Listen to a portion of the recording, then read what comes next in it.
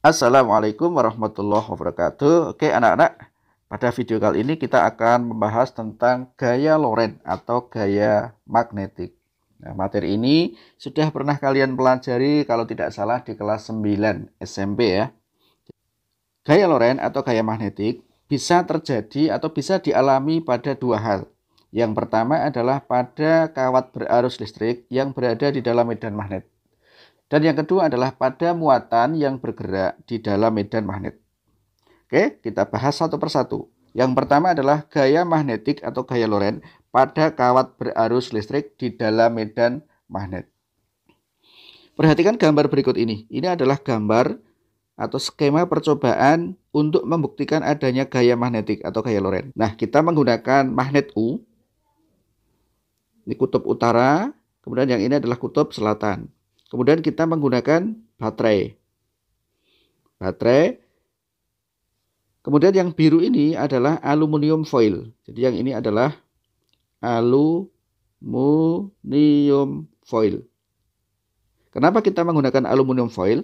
Karena aluminium foil itu bentuknya tipis sehingga nanti ketika ada gaya yang kecil saja, maka perubahan pada aluminium foil itu bisa dengan mudah kita deteksi.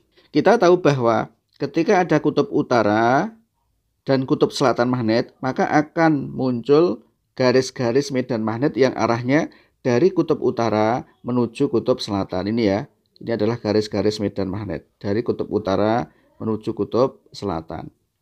Aluminium foil yang dihubungkan dengan penghantar, kemudian dihubungkan dengan sumber tegangan, itu akan dialiri arus listrik. Ini arahnya adalah dari B ke A. Nah, ternyata aluminium foil itu melengkung ke bawah.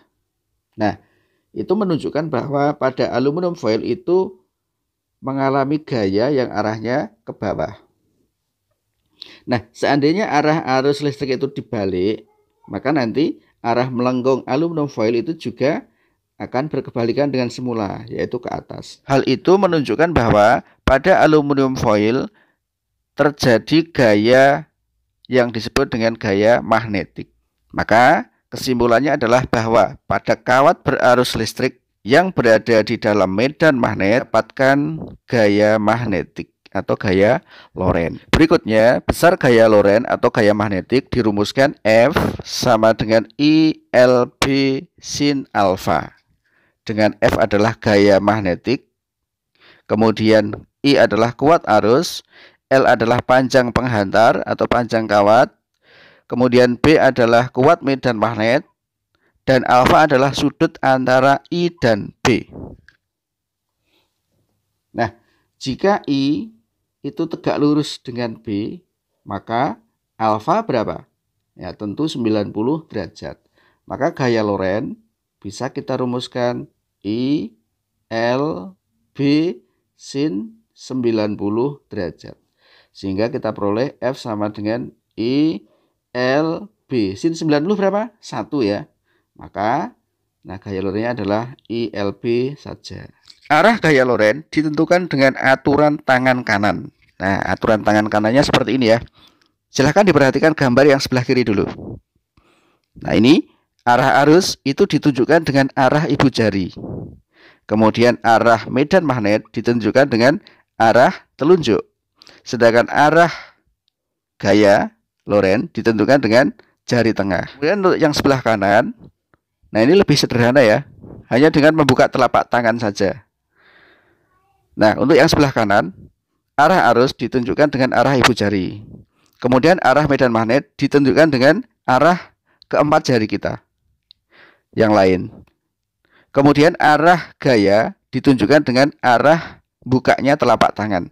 Oke, kita lanjutkan. Yang kedua adalah gaya magnetik pada muatan yang bergerak di dalam medan magnet. Jika muatan listrik bergerak di dalam medan magnet, maka muatan tersebut mengalami gaya Lorentz atau gaya magnetik. Nah, berapa besarnya gaya magnetik? Bisa kita tuliskan F sama dengan tadi kan I, L, B sin ILB sin alfa ya. Nah, kita tahu bahwa I itu sama dengan apa? Q per T. Maka bisa kita tulis F sama dengan Q per T dikali L dikali B dikali sin alfa. Maka F sama dengan Q. Nah, L dibagi dengan T. Panjang dibagi dengan waktu. Akan menghasilkan apa? Kecepatan. V kemudian dikalikan B dikali dengan sin alfa. Dengan Q adalah muatan, sedangkan alfa di sini berarti sudut antara siapa? Sudut antara arah V dan arah B. Kemudian jika arah V itu tegak lurus dengan arah B, maka alfa sama dengan 90 derajat. Sehingga kita peroleh F sama dengan QVB. Nah, kemudian kemanakah arah gaya magnetik yang dialami oleh muatan yang bergerak itu? Arah gaya magnetik ditentukan dengan aturan tangan tadi ya. Tetapi karena muatan ada dua jenis, ada muatan positif, ada muatan negatif, maka kalau muatan positif kita menggunakan aturan tangan kanan, sedangkan kalau muatannya negatif menggunakan aturan tangan kiri. Nah, aturan tangannya seperti apa? Nah, perhatikan gambar. Nah, cukup dengan membuka telapak tangan kanan, ya. Arah ibu jari itu menunjukkan arah kecepatan, arah gerak dari muatan itu. Kemudian arah keempat jari menunjukkan arah medan magnet. Nah, sedangkan arah bukanya telapak tangan itu menunjukkan arah gaya magnetiknya. Sekali lagi diingat, kalau muatannya positif kita menggunakan tangan kanan kita. Sedangkan kalau muatan negatif kita menggunakan tangan kiri kita. Nah, untuk lebih jelasnya coba kita simulasikan ya. Misalnya ini ada muatan positif ya, sedang bergerak ke kanan dengan kecepatan V. Di dalam medan magnet yang arahnya kemana ini? Masuk bidang gambar. Karena bentuknya adalah silang ini ya. Karena ini muatannya positif, kita menggunakan aturan tangan kanan. Coba dipraktekkan. Arah V ditunjukkan dengan arah ibu jari, berarti ke kanan. Kemudian arah medan magnet ditunjukkan dengan arah empat jari yang lain, berarti masuk bidang gambar. Maka arah bukanya telapak tangan kita adalah ke atas ya. Sehingga gaya Lorentz yang terjadi, yang dialami oleh muatan itu arahnya ke atas. Dan yang kedua, misalnya ini ada muatan negatif yang bergerak arahnya ke kanan di dalam medan magnet yang arahnya masuk bidang gambar. Maka kita menggunakan tangan kiri. Arah V ditunjukkan dengan arah ibu jari, V-nya ke kanan. Kemudian arah B ditunjukkan dengan keempat jari yang lain, arahnya masuk bidang gambar. Maka arah bukanya telapak tangan kita, telapak tangan yang kiri adalah ke bawah. Nah, maka ini gaya Lorentz-nya ke bawah. Gitu ya. Oke, ini mudah ini. Kita lanjutkan. Oke.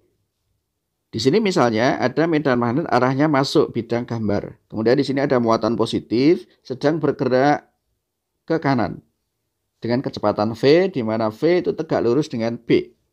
Maka dengan kaidah tangan kanan, karena muatannya positif, muatan itu akan mendapatkan gaya magnet arahnya ke atas. Nah, sehingga nanti gerakannya akan melengkung. Dan seterusnya, nanti akan menghasilkan lintasan yang berbentuk lingkaran. Di setiap titik lintasan, muatan itu akan selalu mendapatkan gaya Lorentz yang arahnya selalu menuju ke pusat lingkaran. Gitu ya. Karena lintasannya berbentuk lingkaran, maka akan muncul gaya sentripetal. Jadi ini gaya sentripetal. Gaya sentripetal itu adalah gaya yang selalu menuju ke pusat lingkaran. Bisa kita peroleh gaya sentripetal karena gaya yang menuju pusat lingkaran itu adalah gaya Lorentz, maka bisa kita tuliskan gaya sentripetal adalah gaya Lorentz itu sendiri. Gaya sentripetal mv kuadrat per r sama dengan apa ini? Q V B. V-nya kita coret 1 sehingga R sama dengan MV per QB. Nah, ini adalah jari-jari lintasan dari muatan itu. Kita kembangkan lagi.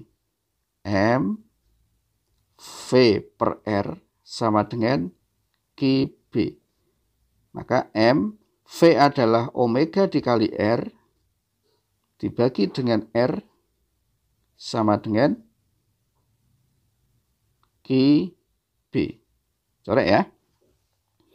Maka M, omega adalah 2pi per T, sama dengan Q dikali B.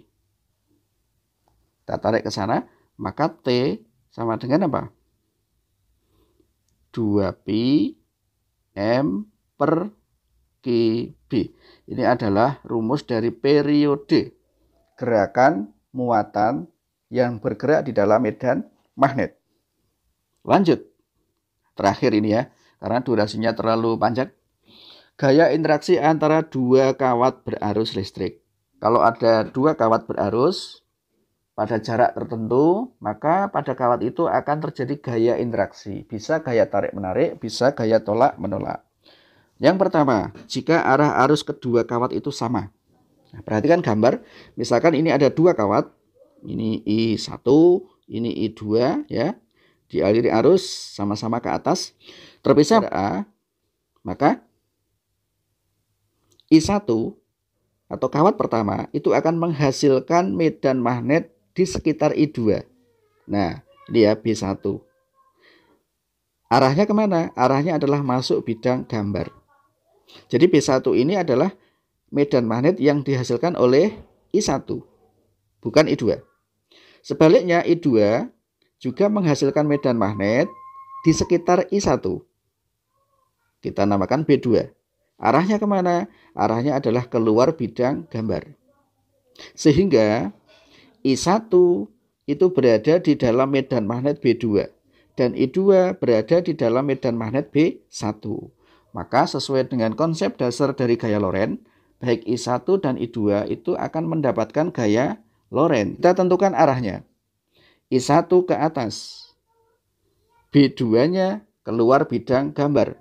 Maka arah gaya Lorentz yang dialami oleh I1 adalah ke kanan. Ini ya, F1. Kemudian I2 ke atas, B1-nya masuk bidang gambar. Maka arah gaya Lorentz yang dialami oleh I2 adalah ke kiri. Sehingga kesimpulannya apa? Jika arah arus sama, maka kedua kawat tarik menarik. Juga bisa menghitung gaya Lorentz yang dialami oleh I1 atau I2. F1 itu besarnya sama dengan F2. Misalkan kita cari saja F1 ya. Nah, F1 berarti apa? Ya, I1 L1 atau L saja dikali B2. I1 dikali L, B2 adalah mu0 I2 per 2pi A. Kita tulis F saja, F sama dengan ya mu0 I1 I2 per 2pi A dikali dengan L. Nah, ini adalah rumus gaya interaksi yang dialami oleh dua kawat yang terpisah pada jarak A. Gaya persatuan panjang L berarti sama dengan apa? mu0 I1 I2 per 2pi A. Ini ya. Oke anak-anak sekalian, untuk yang kedua arah arus berlawanan, ini konsepnya sama, kemudian rumusnya juga sama, tetapi kedua kawat itu akan tolak menolak. Ya, nanti silahkan diotak-atik sendiri ya, karena ini durasinya sudah terlalu panjang. Maka untuk materi gaya Lorentz ini saya akhiri, semoga bisa dipahami. Assalamualaikum warahmatullahi wabarakatuh.